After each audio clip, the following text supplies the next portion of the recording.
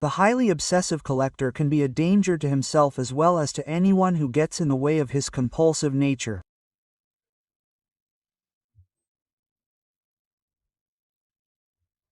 Place a rare or coveted artifact within his reach and he will go to extraordinary lengths to possess it. Tempt him with a unique or definitive piece and he might risk life and limb to satiate his desires.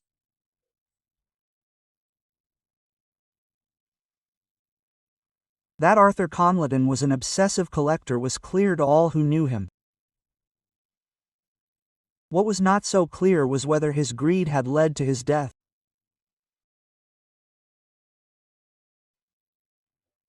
It was in the spring of 1900 that Holmes was asked to assist Scotland Yard in investigating a murder. Arthur Conk Singleton was a wealthy retired banker who seemed fanatically fixated on money in all its forms. A bachelor of 20 years, he had filled his South Kensington home with a rare and valuable collection. No fewer than 7 of its well-proportioned rooms were furnished with large display cases containing banknotes, coins, and promissory notes from all over the world. The collection included some of the earliest and most sought-after examples of paper money produced in China during the Tang and Zhongyi dynasties in the 7th century. Among his more recent acquisitions were banknotes and coins issued by the United Territories of Italy and Germany. In fact, there was no currency that this man had overlooked in his quest for the ultimate collection. As a trustee of the Numerical Society of London, Conk Singleton was by all accounts a respected but inherently secretive collector. Only a handful of his colleagues had ever been invited to the house. Fewer still had seen the entire collection. He had only one known relative, a bedridden elder brother Francis, who lived in Eastbourne and claimed to have had little time for his brother and even less interest in Arthur's hobby. A devout Anglican, Francis held fast to the old adage that money was the root of all evil. And although he was shocked to hear of the murder, he said it came as no surprise, explaining to the police that Arthur had made few real friends in his life and seemed content to make an enemy of anyone who stood between him and his nearest and dearest. The events leading up to the murder seemed simple enough. Early in the evening of Sunday, May 13th, Conk Singleton had received a visitor. He was alone in the house at the time, as his elderly housekeeper was in the habit of attending an evening service at nearby St. Stephen's Church. That he recognized the visitor was evident from the evidence in the drawing room. Conk Singleton had poured 2 glasses of expensive Madeira, which were then drunk. The empty glasses and the bottle were still where they had been placed on a small oval table between 2 comfortable armchairs. At some point afterwards, the two had gone from the drawing room into the largest of the rooms, where the currency collection was housed. It was there that the body was found. Conk Singleton had been shot in the back at close range with a small handgun. The wound was sufficient to kill him relatively quickly. As she had been absent less than 2 hours, the housekeeper returned to the house about 8:30 a.m. and found her employer dead. It was late in the afternoon of the day after the murder when Inspector Lestrade called at Baker Street. By this time we had become accustomed to his visits and the news he brought from Scotland Yard. Sometimes he would give us the details of one case or another, and Holmes would do his best to point the able detective in the right direction. On this occasion our friend seemed very distressed, and Holmes quickly encouraged him to tell us what was troubling him. A curious case, Mr. Holmes. One that should have been simple, but which turned out to be anything but. My colleague leaned forward in his chair and offered Lestrade a finished cigarette from its silver case and handed him an ashtray. Then you must tell us all about it. Lestrade outlined the essential facts of the case, as I have already laid them out before them. In the 24 hours since his arrival in South Kensington, his officers had made extensive inquiries, questioning the housekeeper, nearby neighbours, officers of the Pneumatic Society of London, and the brother at Eastbourne. While they now knew more about the victim and the manner of his death, the motive for the killing remained a mystery. A single bullet had been extracted from the man's heart during the autopsy. It had come from the barrel of a Colt Darringer .34 caliber rimfire pistol. No one had been seen entering or leaving the house, and no one in the former banker's vicinity had heard a shot. Holmes and I listened attentively. When Lestrade paused, I asked, "Could the motive have been robbery?" "No, Doctor. As far as we can tell, nothing was taken. The housekeeper is a woman of fastidious habits. She has been with her employer for over 20 years and knows every square inch of the property. She says she can find nothing unusual. Then perhaps the robbery could have been foiled. Could it not have been the housekeeper's return that caused the perpetrator to flee? We do not believe that either. The house has only 2 doors, a front and a back. Both were locked when the housekeeper returned, as she had her own set of keys. The key to the back door was still in the lock, so that the murderer could not have escaped that way. Mr. Conk Singleton was as fanatical about security as he was about his collection. All the windows have locks, and each was secured when we arrived. The front door must have been the starting point, for the lock mechanism can be opened from the inside, but is immediately reset when the door is closed. Had the murderer left the house when the housekeeper arrived, they would have met on the doorstep. Furthermore, I do not think it a coincidence that our assailant arrived when the housekeeper was absent. I believe he planned it that way, knowing that she would not be there. Then Holmes said, "That is possible, but by no means certain. Now, tell us more about the society to which our man belonged. Do you think the murderer could have been a member?" Lestrade nodded and added, "Since his retirement from the bank 2 years ago, Con Singleton had lived as a sort of recluse. The housekeeper said that he only left the house to attend auctions and the bi-monthly meetings of the Numerical Society. The few visitors he received were all fellow collectors. Then your working hypothesis seems quite plausible. Lestrade, how many trustees and members are there in the society?" he asked. The inspector looked in his notebook and gave his answer.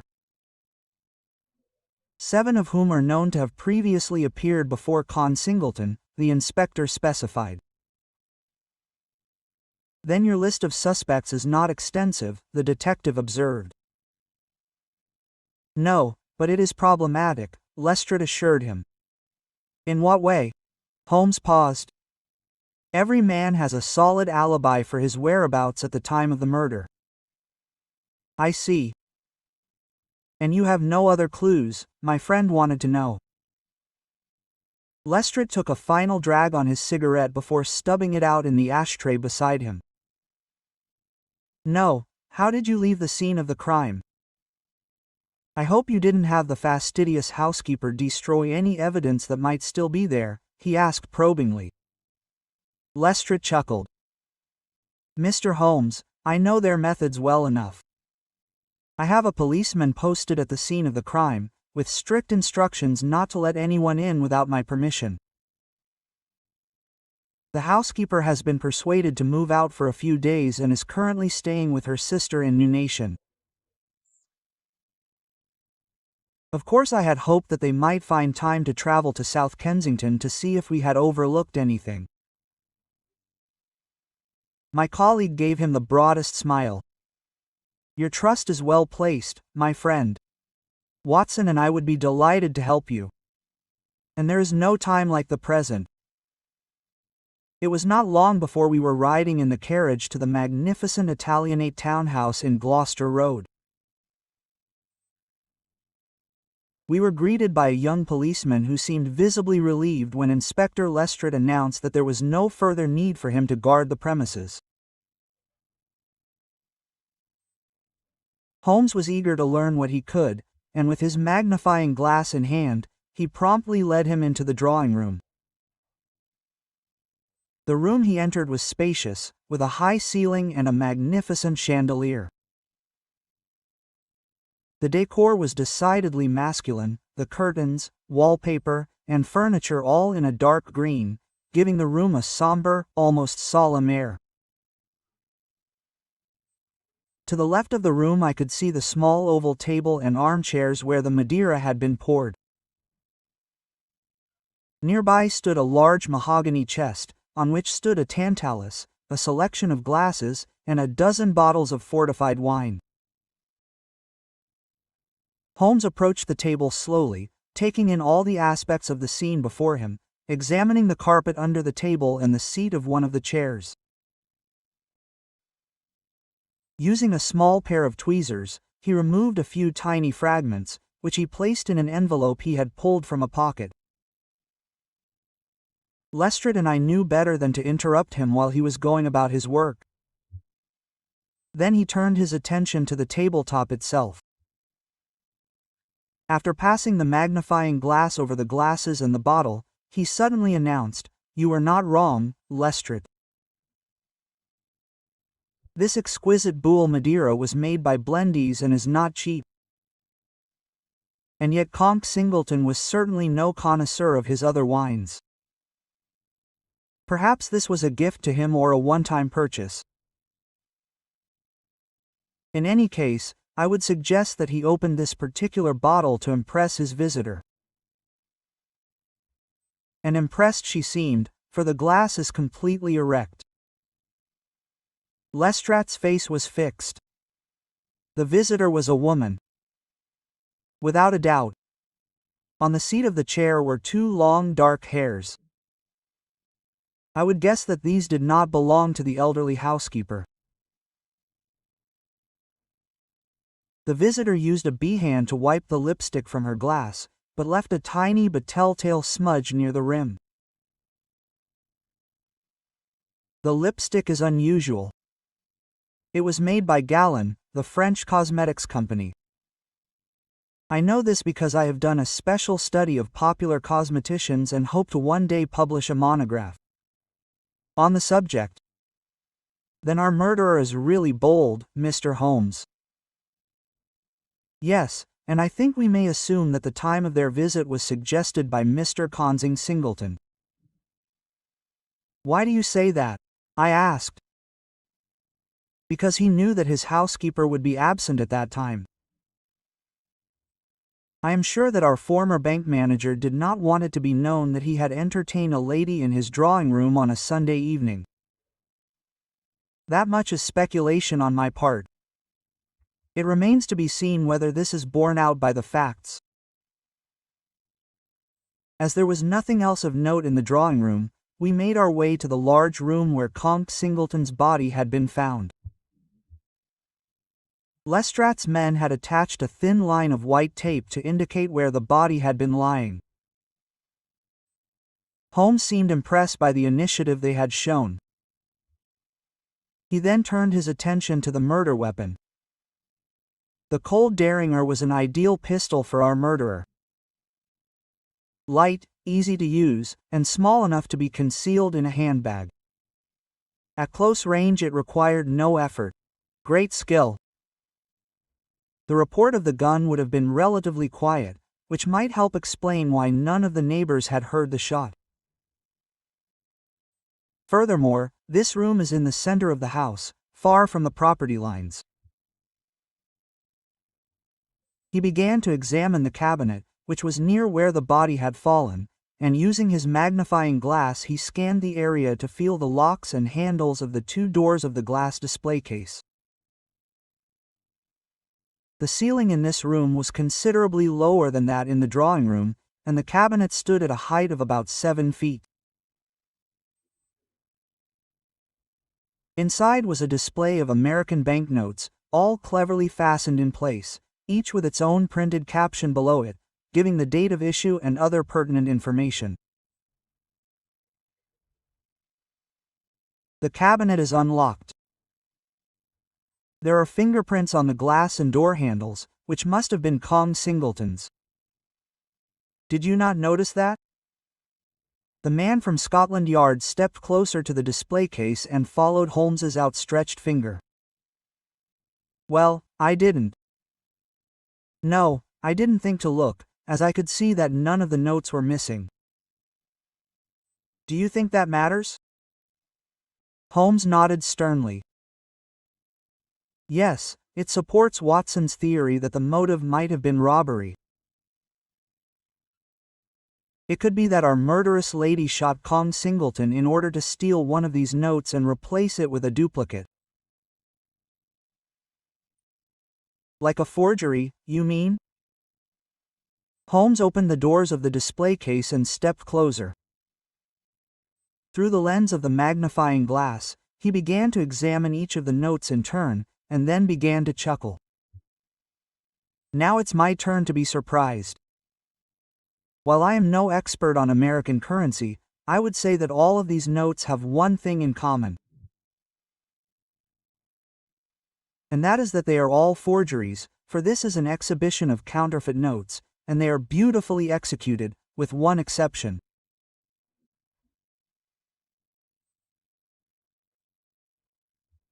His hand had reached out to a $20, which was at eye level in the center of the display and was marked Enninger 1885. Compared to the others, this is a crude piece of work, a note, printed from an inferior engraved plate. See how indistinct the representation of the eagle is. An accomplished forger would never be satisfied with such a job. I must confess that I was puzzled. Holmes, do you mean to say that this woman killed Kong Singleton in order to steal a counterfeit note and simply substituted another forgery for it? I cannot make sense of it. Strange as it may seem, I believe that this is the case. We have evidently more ground to cover. Now let us examine the other cases. It took us a good hour to go through the entire collection housed in the 7 rooms. By the end of this tour we had learned another essential fact. The greater part of Conleyton's collection consisted of genuine banknotes and coins from all over the world, but he had set aside a room for an unusual collection of American forgeries, the very room in which he had been murdered. Lestrade, who was back in the room, asked, "Why do you think he collected only American forgeries?" My colleague took his time answering. A very astute question. Although I can't be certain at this point, I would say that our man collected only the most valuable banknotes and coins. None of what we've seen today looks ordinary. The 2 most commonly counterfeited currencies in recent decades have been the US dollar and the British pound.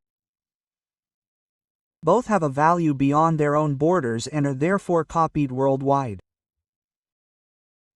But collecting the best counterfeits is problematic. While poorly counterfeited money does not remain in circulation for long and is immediately destroyed by any bank that discovers it, a well-executed counterfeit can remain undetected for a long time. When these are discovered, the authorities often keep them and examine them to identify the head of the criminal organization. Tracking down the distributors and purveyors of counterfeit banknotes is not difficult, but finding the counterfeiter is often. I was still confused. So you're saying that the supply of counterfeits is limited because when they are discovered, they are either destroyed or kept under lock and key by the banking authorities. It was Lestrade who replied, "Yes, Doctor." And the supply is even more restricted in this country, for it is illegal to be in possession of a counterfeit note. All counterfeit currency must be surrendered to the Bank of England. To this Holmes added, "Exactly." Kong Singleton faced no restrictions on collecting American forgeries, but would have been breaking the law had he amassed British forgeries. My confusion continued. That might help to explain why he collected only American banknotes. But I still do not understand why he would want to acquire counterfeits at all, if they have no monetary value. Surely a forgery is in itself worthless. Holmes chuckled. In most cases, yes. But you miss the point. These well-executed forgeries are often regarded by collectors as works of art, and since they are in short supply, their value can rise far above the face value of the currency they issue. He indicated the display case again. This collection comprises what I call the golden age of forgery, the 30-year period leading up to 1896, when the most skilled American forgers left their mark and operated with relative impunity in the face of U.S. intelligence efforts to stop them. This $100, for example, is the work of Charles F. Ulrich, a native of Prussia. After arriving in the United States in the 1850s, he produced engraved plates for some of the finest forgeries the world has ever seen. This example could fetch upwards of $1,000 at auction. I suspect that Kong Singleton's entire collection is literally a fortune. I had to admit to being impressed. Then why didn't our thief and murderess take the other forgeries? I asked. My friend smiled, quote, "That," Holmes replied, "is our central question, for therein lies the answer to this riddle." Why, in fact? We spent another half-hour sifting through Kong Singleton's private correspondence. It was Lestrade who finally found the crucial piece of evidence, a ledger in which every item housed in the South Kensington was listed.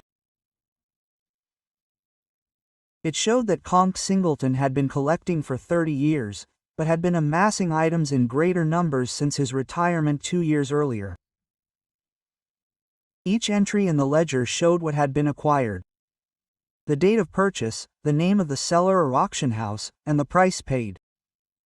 We spent some time going through the section on American forgeries, trying to find each corresponding item in the display case before us.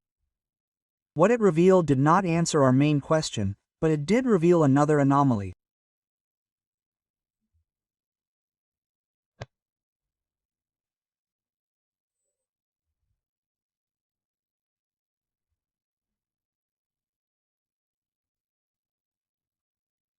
The Anger exhibit, which Holmes believed had been stolen and replaced, had been purchased on August 16, 1886, by an Edward Marr. Unlike every other item listed in the ledger, the following items were purchased by the same Edward Marr. The one that was stolen and replaced was a shambles, and the one that was stolen. There was no listed purchase price for the item. Instead of a written value, Kong Singleton had merely added a dash. Curious, said Holmes. Perhaps the note was given to him as a present, or he exchanged it for something else. He may even have stolen it. I am sure that all will become clearer when we have found our mysterious woman.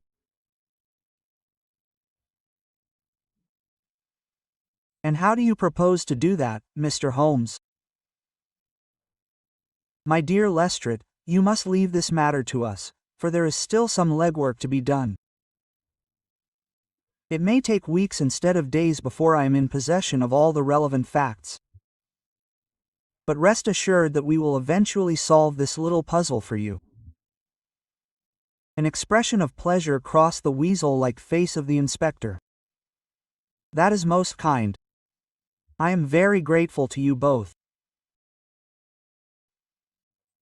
Holmes's assessment proved correct, for it did indeed take us some weeks before we were able to conclude the matter. In the days following our visit to South Kensington, he made a dozen or more visits to the telegraph office, sent telegrams to some of his contacts in America, and read his collection of counterfeit detector pamphlets, published by John S., the expert at the U.S. Treasury. Every new piece of information seemed to invigorate him. Inspector Lestrade continued to visit us, and during this time Holmes assisted him, among other things, in the adventure of the 6 Napoleons.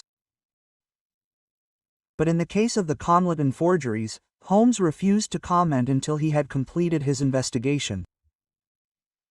The final conclusion came unexpectedly. Holmes had been reading some papers that had arrived in the mail that morning. He turned to me and announced, "Wilson, I have been a fool. So far I have discovered how Kong Singleton was able to acquire the Ninger forgery, and why he was so intent on possessing it. I also know all about the man from whom he obtained it.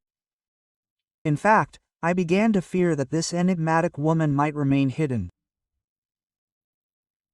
Only now do I realize how slow I had been to consider how Kong Singleton had met her in the first place, and why she had been invited to his house. Up to this point, I had imagined that their meeting was the result of a sordid love affair, driven by the lusts of the unmarried ex-banker. How wrong I was. I asked the Numerical Society of London to send me details of all its members. These papers arrived this morning. I fear I have been blinded by my own chauvinism. A perusal of the information shows that the society currently has 2 female members. One is a widow of 4 years from East Grinstead, who has taken over her late husband's membership. The other is a Miss Jean Carrington, a 38-year-old American woman, currently living in South. Besides an obvious interest in collecting currency, she lists her other interests as painting, sculpture, and engraving. Good God, I said, that sounds like the profile of a forger. My friend could only agree with me. Exactly, that's too much of a coincidence. I suggest we meet Inspector Lestrade and pay a visit to this Miss Carrington. On the way, I will update you both on what I have discovered so far. Let's hope that she can help us solve the Kong Singleton case. Having received a reply from Lestrade to our earlier telegram, we arranged for a carriage to take us to Bowstead Police Station, where the able inspector would meet us for the journey to Southwark. The afternoon was exceptionally warm and sunny, and Lestrade was sweating as he climbed into the carriage and hastily removed his coat. Without further ado, Holmes began to brief Lestrade on Miss Carrington and outline the facts of the case as the carriage drove towards the south of the city. It seems that they were somewhat sparing with the background information on Arthur Kong Singleton. While they mentioned that he had recently retired from a city bank, he had in fact held a senior position in the Bank of England itself. In fact, he was responsible for investigating the activities of counterfeiters.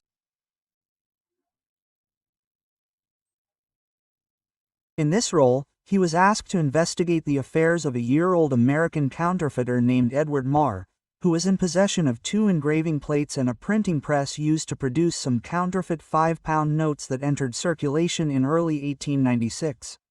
Edward Marr was very anxious about the situation he found himself in, as he already had several previous convictions for circulating counterfeit money.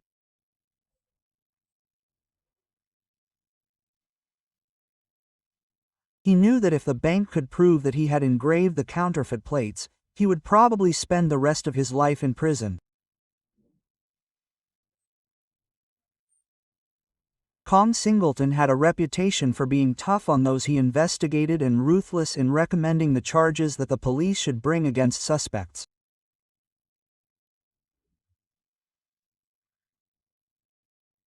One can imagine the surprise within the bank when, in August of that year, at the end of his month-long investigation, he announced that Marr would only be charged with the internal circulation of counterfeit money, since there was no evidence that he had actually engraved the plates. The bank had no choice but to accept his conclusions, but suspected that a conspiracy was involved. In short, this episode led to his being persuaded to retire early from the bank. Lestrade quickly realized the significance of what he had heard. It is not far-fetched, then, to imagine that Conk Singleton and Marr made a deal. Perhaps the two met during the investigation and Con Singleton let it slip that he was a collector of American forgeries. Marr then said that he could obtain a rare counterfeit note, but only in return for the investigators' help in reducing his likely sentence. Holmes beamed. That was exactly what I was getting at. If you recall the date in the ledger, he received the Ninger forgery on August 16, the day before he completed his investigation into Edward Marr. What happened to the forger? I asked. Marr was sentenced to 7 years in Sworth prison, where he spent his final days. 18 months after his conviction, he was stabbed to death.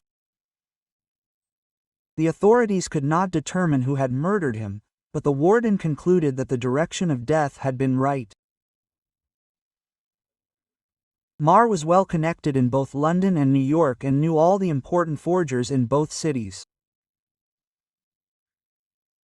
Shortly before his death, he had approached the warden and offered to provide information on his former accomplices in exchange for a reduced sentence. Someone was clearly intent on preventing that. Lestrade sat on the edge of his seat, listening intently to every word. This Miss Carrington must have some connection to Marr. Could she be his daughter? That is my working hypothesis, considering her age, nationality, and interests. Carrington would be her married name. And the murder is revenge for what Conk Singleton did to her father. More like revenge for what he didn't do for her father. He apparently helped reduce the charges against the forger, but in the end Marr still received a 7-year sentence. If he couldn't reduce his sentence, he knew he would probably die in prison. So he took the risk of approaching the warden and offering him information. I still had concerns about one aspect of the case. If you're right, that would explain why Miss Carrington was driven to kill Conlon. But why did she go to the trouble of replacing the Ninger forgery? In her revenge, she could have stolen the entire collection of counterfeit notes, especially if they were as valuable as you said a few weeks ago. A good point, Watson, and a very telling one. The Ninger forgery belonged to her father and is extremely valuable. It was the only banknote in Conlon's collection that she could link to the crime. She could not leave it behind, but she did not want anyone to know that it had been replaced. And it was a ruse that almost worked, for neither the housekeeper nor our friend Lestrade here had noticed that anything had been removed from the display case. Lestrade smiled faintly, but added that she must have planned it that way, for she evidently had another counterfeit note with her to replace it. My friend nodded quite correctly. And I think it is very probable that the note she replaced was one she had made herself. Quote, "As a forger," I cried indignantly, Holmes agreeing with me. "You have it." No doubt she was encouraged by her father to learn plating at an early age. At this point our carriage was traveling along Barrow High Street, near the Marshalsea prison. The streets and sidewalks were crowded with all manner of street vendors, idlers, and loafers. It was but a short distance to our destination. "Why is this fake Ninger so sought after?" I asked. Holmes grinned, and it was clear that he was enjoying the moment of being able to tell this part of the story. He enjoyed every part of the following narrative. You may recall that a year or so ago I assisted William P. Hayen, head of the New York office of the Secret Service, in the arrest of two would-be assassins. When their plot to assassinate President McKinley was foiled, the two fled to London in the hope of escaping justice. I was able to track them down at their hideout in Bermondsey. They were eventually extradited to the United States. Hayen was very grateful for my assistance, and we have been in regular contact ever since. The Secret Service has two separate but unrelated functions. First, it is responsible for the protection of the president, but it is also the agency responsible for preventing and detecting all forms of domestic currency counterfeiting. Hayen was more than happy to respond to my various telegrams and provide information on both Edward Marr and the enigmatic Ninger. As it turned out, he is very familiar with the latter. Emmanuel Ninger is a stout, blue-eyed man with a sandy beard. He arrived in the United States in December 1882 with his wife Adele, having traveled by steamship from the Dutch port of Rotterdam. At the age of 18, Ninger was primarily a sign painter, although his original occupation paid little.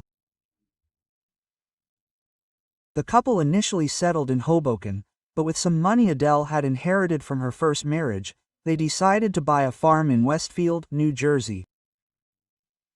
It was here that Ninger began producing the counterfeit notes for which he became famous. Unlike most counterfeiters, who engraved the copper plates from which counterfeit banknotes could be printed, Ninger was a pen and ink forger, formerly known as Jim the P-Man. He procured high-quality handmade paper from the same mill that the U.S. Treasury Bureau of Engraving and Printing used to produce genuine banknotes. He then cut the paper to size and soaked the rectangles in a weak coffee solution to give them an antique appearance. While the handmade paper was nearly transparent, he could place it on a pane of glass and see every feature of the genuine note, which he traced with a hard pencil. Once the paper was completely dry, he set about the delicate and time-consuming task of recreating the details of the original banknote in pen and ink, adding color with a camel hairbrush. For over 10 years, Ninger produced his masterfully hand-drawn banknotes, circulating the bills himself during monthly trips to Manhattan. During that time, he may have produced as much as $40,000 worth of counterfeit money. One curious feature of his work was the absence of a credit line, engraved and printed at the Bureau of Engraving and Printing. It was as if he didn't want anyone else to take credit for his artistry. Of course, the enterprise couldn't continue forever, and on a fateful visit to New York in March 1887, he was arrested for attempting to circulate a counterfeit $50 bill in a saloon.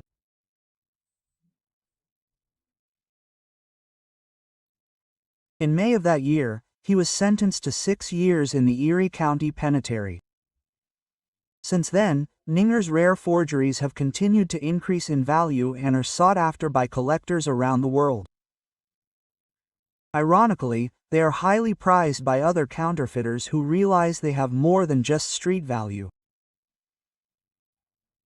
Chief Hayen was not at all surprised to learn that Edward Marr, a former Manhattan resident, was in possession of one of Ninger's finest 20 notes.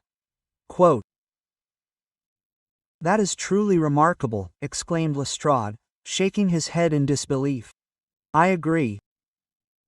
Now, let us hear what Miss Carrington has to say." If I am not mistaken, We have just arrived at her address in Land Street. We got out of the carriage a few doors away from the house in question. Holmes paid the driver and asked him to wait a while in case no one was at home. The house stood in the middle of a block of 3 small but well-proportioned 2-story houses. Standing in front of the red-painted entrance, Holmes rapped on the door with his walking stick. The sound echoed down the hall of the house. Presently we heard a key turn in the lock, and when the door opened, a slender, elegant woman with a mass of long, dark hair stood before us.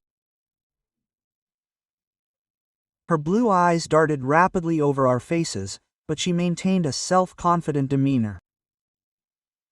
"Miss Jean Carrington?" asked Holmes. "Yes, are you here for this month's rent?" "I told the landlord that I would have you until Friday of this week." Quote, her New York accent was unmistakable. "No," replied Holmes. "We are here on a serious matter. My name is Sherlock Holmes, and this is my colleague, Dr. Watson." He pointed to the right and then added, "And this is Inspector Lestrade of Scotland Yard."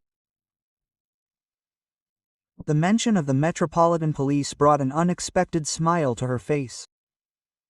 "I see. Well, then, you had better come in, gentlemen." We followed her down a narrow passage and then turned right into a small sitting room. It was a neat but sparsely furnished room, with a sofa and a single armchair. At Holmes's direction, Miss Carrington sat down in the armchair, while Lestrade and I took the 2-seater sofa. Holmes stopped and came straight to the point. "We have reason to believe that you know a man named Arthur Kong Singleton." "Knew," she said, her accent noticeably thicker. "Don't you think?" "Knew. The guy's dead, after all." She reached for a small box on the walnut table beside her. Lestrade started to stand, but Holmes motioned for him to remain seated. "That's remarkably honest of you, Miss Carrington." "Remarkably honest." She opened the small box and took out a cigarette, which she then lit with a match. "You English people have such a flowery way of speaking."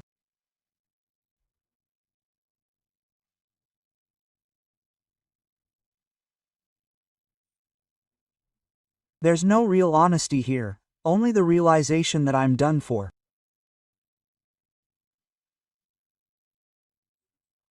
"I had hoped my little visit to South Kensington would have escaped Scotland Yard, but I see that's not the case. There would be no other reason for your presence here, so I see little point in denying anything." "Conk Singleton deserved it for what he did to her father, Edward Marr. I swear, you've done your homework." "Yes, my father was in prison because of this man and was killed by another inmate." "Did you know that?" "Did you also know that Conlon double-crossed him?"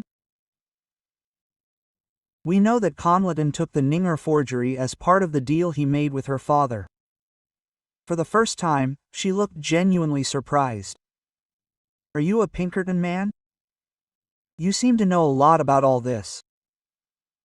"No, I am a consulting detective. I know of her father's long career as a forger and of her own talents as a plate engraver."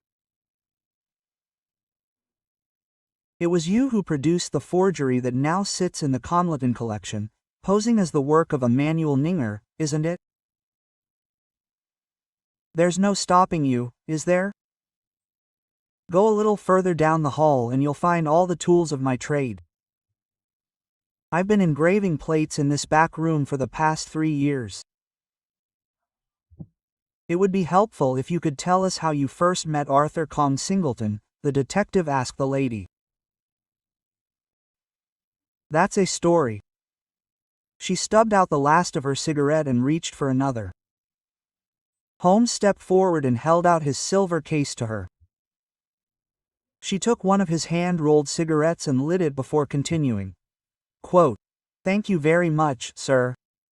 My father moved to this country a few years ago and I came with him, as my mother had died when I was 10 years old. He had always been an expert at forgeries and hoped I would learn the trade. But although I was a passable engraver, I lacked his expertise and wanted a different life. I met and fell in love with an insurance salesman named Benjamin Carrington. We married and moved into a decent house north of the river. My father understood that I wanted a stable life and went his own way. For a while my husband earned enough for us to live comfortably, but then he contracted tuberculosis. He died 5 years ago, leaving me with a small inheritance. And shortly after that my father was arrested. I moved around for a few months and finally rented this place. With the little money I had left, I invested in some decent tools and started an engraving business. At first I took on legitimate work, producing plates for the insurance company where my son worked. Man had worked, but money was tight. So I got in touch with some of my father's friends and began making plates for banknotes. They paid me well for a finished plate, but it was a slow process, taking weeks to complete each one. In my spare time, I devoted myself to painting and sculpture, my true passions. In order to better understand currency design, I joined the Numerical Society of London. It gave me access to many banknotes, some of which I copied.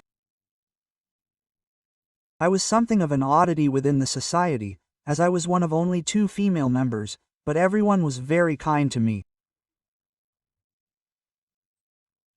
Arthur Conk Singleton took a special interest in me and constantly invited me to see his collection. But I had no interest in the man or his banknotes until the day he mentioned a genuine Ninger counterfeit. I should explain that my father spent some time in Manhattan in the summer of 1889, and during that time he had discovered a $20 forgery by Emanuel Ninger. At the time, it was something of a curiosity, but as a traditional engraver, my father knew it was a work of art. He treasured this banknote and watched as the value of Ninger's work increased, hoping that one day he would be able to sell it to escape his life of crime. While I never learned the exact details, my father's friends told me that he had been forced to give up the Ninger when he was investigated by the Bank of England.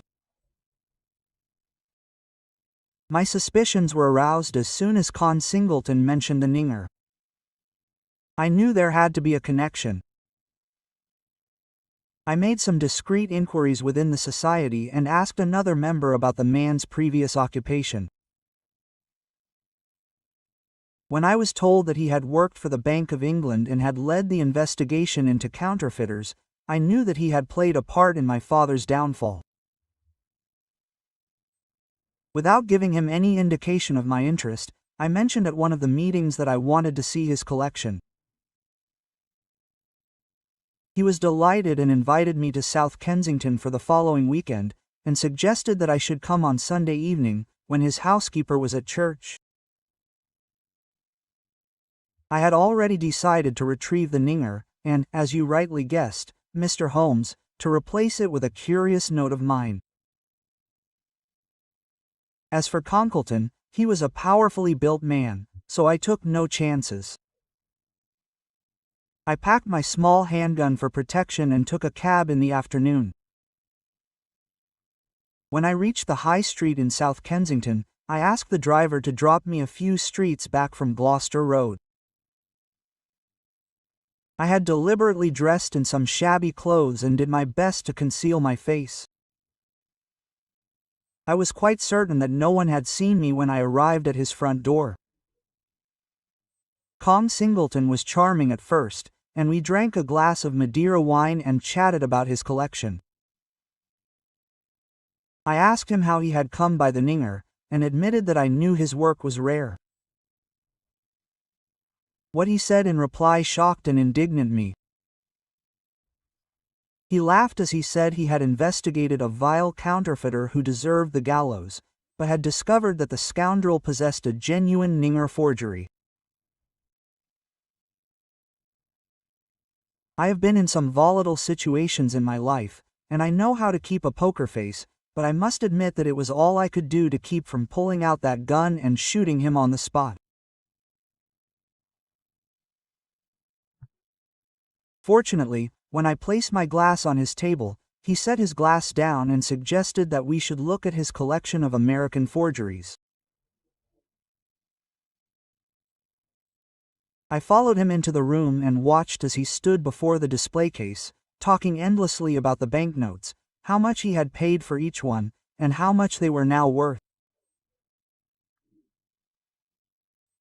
When he finally pointed to the Ninger, I asked if I could see it up close, so that I could better appreciate the fine details of the treasury seal. He stepped forward and, with a key he took from his waistcoat, opened the double doors of the display case. I knew this was my best chance, and I quickly reached into my pocket to retrieve the Daringer.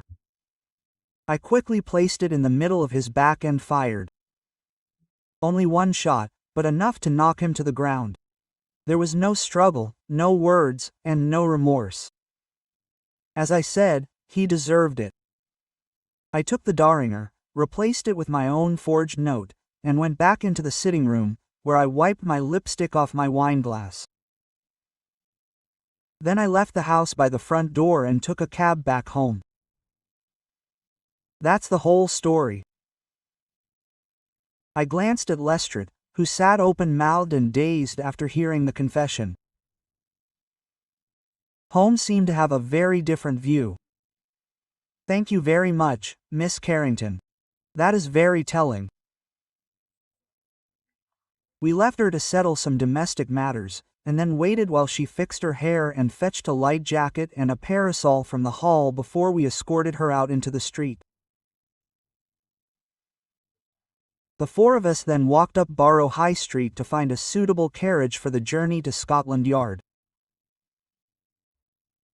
It wasn't our best case, but it was one that Inspector Lestrade often recalled as we sat together in the upper room at Baker Street. For it was for the murder of Cong Singleton that Miss Jean Carrington was hanged in the courtyard of Newgate on a particularly cold November morning. Her last words to the chaplain were, "I will die as I have lived, without regrets. But I hope my place in heaven is secure." Quote,